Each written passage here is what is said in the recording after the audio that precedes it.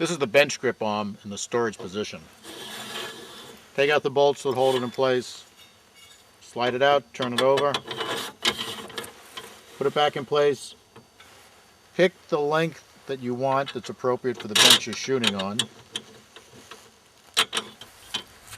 Once you've tightened the wing nuts, you have the bench grip arm firmly in place, move the wrist back so that the grip arm firmly engages the front edge of the bench. Push the wrist back a little bit to make sure it's secure. Next thing you have to do is anchor the rest of the bench top. There are 5 spots. 1, 2, 3, 4, and there's one more at the tail end of the rest. It's important to anchor it at that point also.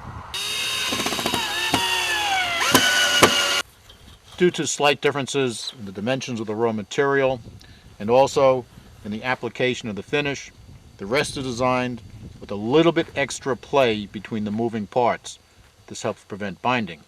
However, if you find that there's a little bit too much play to suit your preference, there are 4 slack adjusters.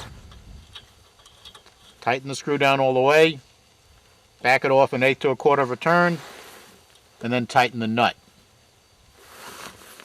Also, what you want to do at that point is check the rest, make sure it's moving freely, and you're good to go.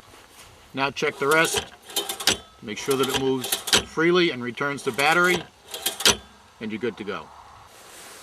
The set comes equipped with a remote hydraulic trigger release.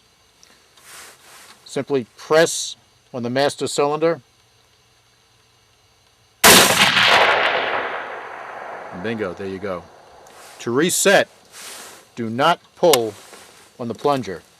Push on this plunger, and that way you will not introduce air into the system. To secure the gun and the rest, there are 3 sets of cleats for anchoring web straps. In addition, there's a unique butt retainer arrangement that has a vise for centering the gun and the rest and holding it secure, and a removable web strap that goes right around the butt of the gun. And this way you can actually shoot the gun off your shoulder while it's secured in the rest. The rest uses 2 different systems for progressively absorbing the recoil and then returning the gun to battery. The primary system are the compression dampers, one on the right side, one on the left side. These are low resistance, long stroke dampers that bleed off recoil as the gun moves back. In addition,